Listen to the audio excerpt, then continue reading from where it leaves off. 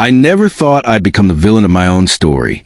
But that was before I stood on the crest of the old earthen dam, my hand on the release wheel, looking down at the 35 perfect houses where my land used to be.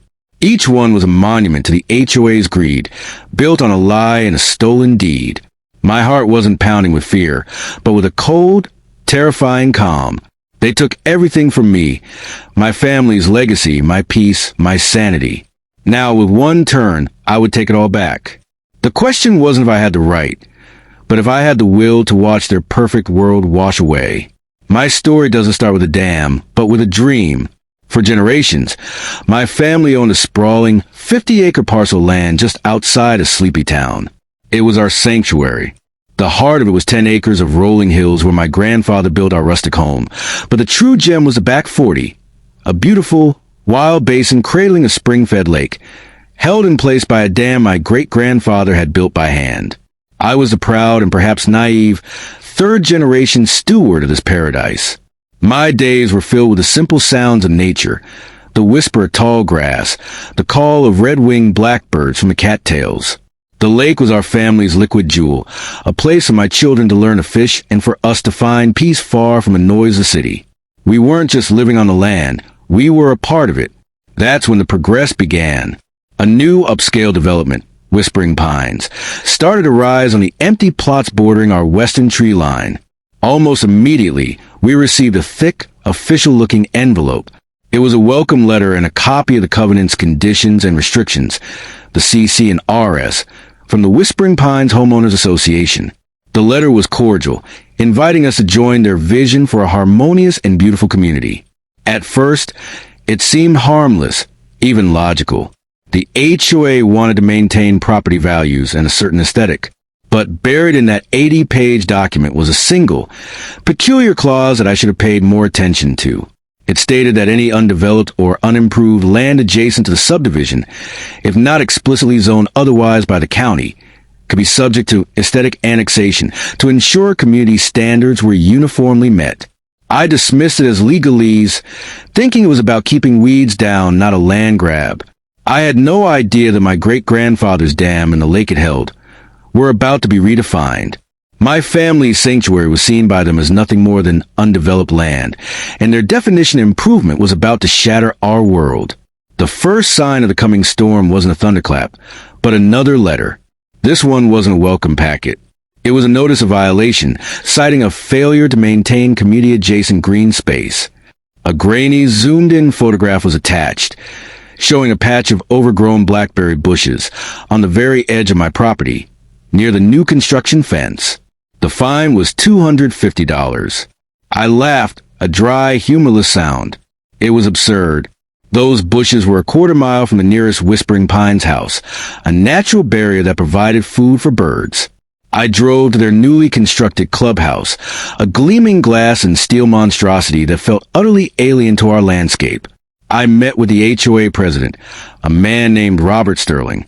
He was a man whose smile never reached his eyes, dressed in a golf shirt embroidered with the Whispering Pines logo. "It's about standards," he said, his voice smooth as oil. "We can't have untamed wilderness impacting the curb appeal of $500,000 homes. It's in the CC and RS you received." I argued that my land wasn't part of his HOA. His smile tightened. "The annexation clause is clear. We have a responsibility to the entire visual envelope of Whispering Pines. Just clear the brush, pay the fine, and we can all move forward." It felt petty, but it was easier to pay the ransom than to fight. I paid the fine. That was my first mistake. It taught them I could be squeezed. The letters became a monthly ritual. A $500 fine for unapproved storage, because my old fishing boat was visible under a tarp near my barn. A $750 fine for unsightly debris, a pile of fallen branches I was letting dry for firewood. Each time I would go to the meetings, my frustration boiling over. Each time, Sterling would calmly cite a different subsection of the Byzantine CC and RS. My land was being governed by a set of rules I never agreed to, for a community I didn't belong to. The financial bleed was stressful, but the true violation was yet to come. One Saturday, I heard the unmistakable growl of heavy machinery coming from the back 40. My heart seized. I jumped on my ATV and sped toward the lake, a cold dread pooling in my stomach. What I saw made me physically ill. A crew in hard hats, operating under a Whispering Pines permit, was clear-cutting a swath of my old-growth oaks along the ridge. The ancient trees, which had stood for a century, were lying on their sides, their raw stumps weeping sap. I screamed at them to stop, my voice raw with a fury I didn't know I possessed. The foreman, looking bored, handed me a document. It was a boundary line adjustment and easement, filed with the county by the Whispering Pines HOA. It claimed that due to a historical cartographic error, the western 20 acres of my property, including the ridge and a portion of the lakeshore, were technically within their development's original plat. I felt the world tilt. This wasn't fine anymore. This was theft. I stormed back into Sterling's office, slamming the document on his desk. What is this? He didn't even flinch. Due diligence, that's all. Our surveyor found discrepancies in the old deeds. We're simply correcting the record. We're prepared to offer you a very fair price for the land, of course. His offer was a fraction of its value. I refused, my voice trembling. It's not for sale. It's been in my family for generations. Sterling's oily smile finally vanished, replaced by a cold, flat stare. I'd advise you to get a lawyer, then. But I should warn you, the legal fees in these cases can be prohibitive, and we have the full resources of the HOA behind us. It would be a shame to lose everything fighting for a patch of trees. The threat was as clear as the glass in his windows. This was a war of attrition, and they had a bigger army. I hired a lawyer. We fought. We presented my grandfather's original deed, faded and handwritten. We spent thousands on our own surveyor, who confirmed my boundaries were correct. But the HOA's lawyers were like a hydra. For every argument we cut down, 2 more legal motions sprang up. The court battles dragged on for months, then a year. My savings evaporated, siphoned into a bottomless pit of legal fees. The stress was a constant, gnawing presence in our home. My sanctuary had become a source of sleepless nights and quiet despair. And then we lost. The judge, overwhelmed by the HOA's slick, professionally produced documentation, and their expert surveyor ruled in their favor. The historical error was upheld. The 20 acres, including my ridge and my lakeshore, were officially ceded to the Whispering Pines HOA. I was left with a hollow shell of victory, a small monetary settlement that didn't even cover my legal costs. I stood on my own porch, looking out at the scarred ridge, and felt a piece of my soul had been carved out with it.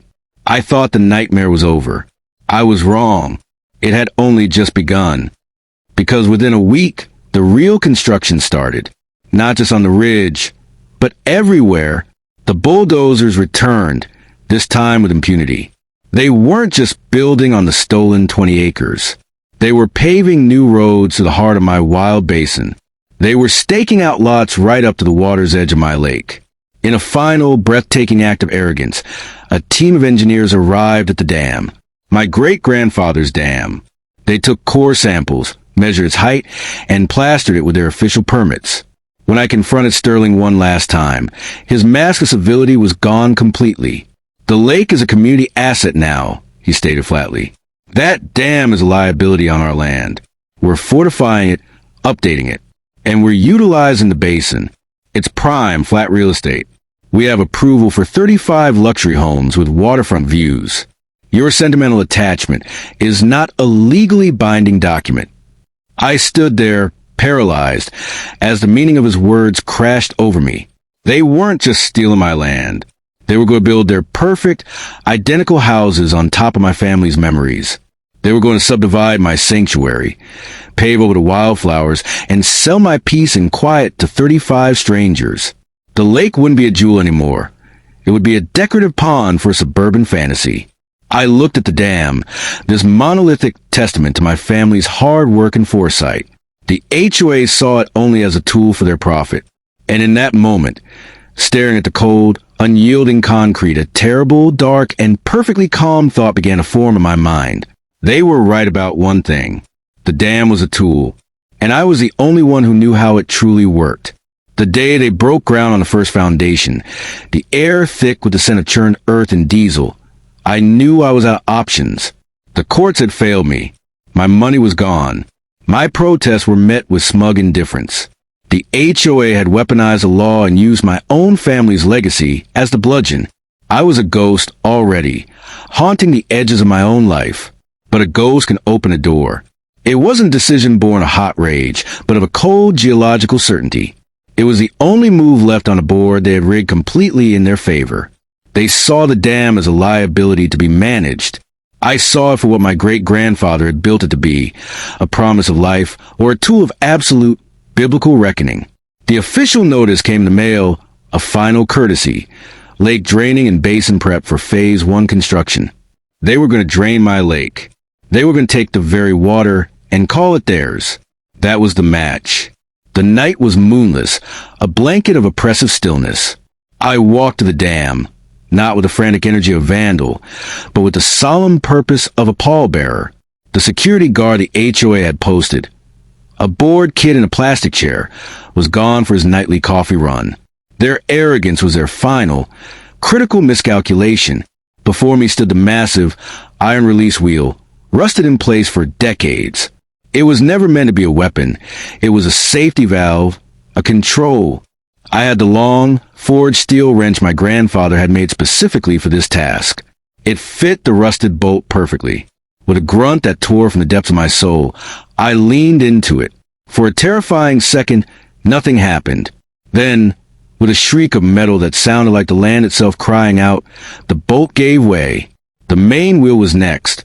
I threw my entire weight against the wrench, muscles burning, sweat stinging my eyes. The wheel groaned, resisted, and then with a final, earth-shattering crack, it spun freely. At first, there was only a deep, guttural roar from within the dam's belly. A sound that had been sleeping for 50 years was now awake. Then, a jet of water, black and powerful, exploded from the release gate, hitting the empty spillway with the force of a cannonball. It wasn't a trickle, it was a surgically unleashed torrent. I stood there, my hands raw, my body trembling not from exertion, but from a terrifying, transcendent calm. I didn't run. I climbed to the highest point on the dam, and I watched. The water didn't rage, it consumed. It poured into the basin with an inexorable, terrifying grace. It filled the freshly dug trenches for foundations, turning them into muddy rivers. It swirled around a stack of lumber and PVC pipes, lifting them and carrying them away like toys. It enveloped the rebar skeletons of the half-built houses, the water rising up their walls as if claiming its own. The yellow bulldozers and excavators, behemoths just hours before, were now just dark, stranded islands, their cabins soon to be submerged. The security lights of the construction site flickered and died as the water reached the generators, plunging the basin into a darkness broken only by the white foam of the churning water. The roar was deafening, a sound of pure, elemental power that drowned out everything. The past, the future, my own racing thoughts. I didn't feel like a hero. I didn't feel like a villain. I felt like a force of nature. The HOA had tried to build a kingdom on a lie, and I had simply reminded the land of the truth.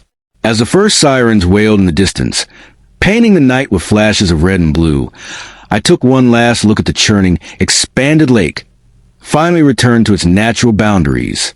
They had wanted a waterfront community. Now they had won.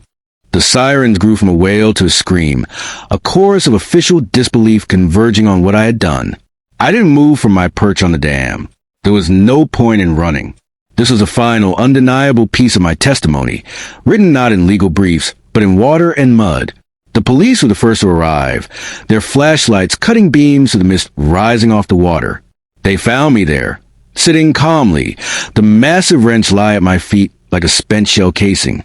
I was arrested, of course, handcuffed and led away. I took one last look over my shoulder at the scene. In the burgeoning dawn light, the scale of the transformation was breathtaking.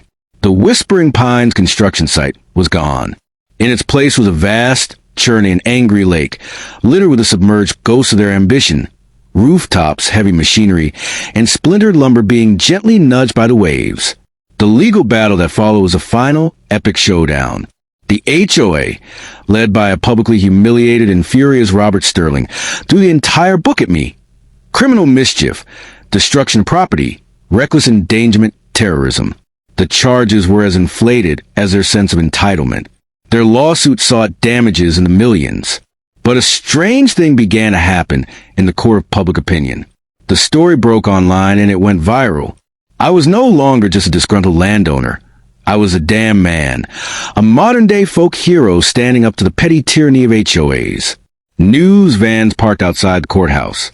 My lawyer, funded in part by a surprise wave of small donations from strangers across the country, was a pit bull. He didn't argue that I didn't do it. He argued why I did it. He presented the entire sordid history. The predatory fines, the legal theft of my land, the emotional terrorism, the HOA's own documents proving their intent to destroy a natural landmark for profit. He put Sterling on the stand and made him squirm, forcing him to admit, under oath, that they had planned to drain the lake.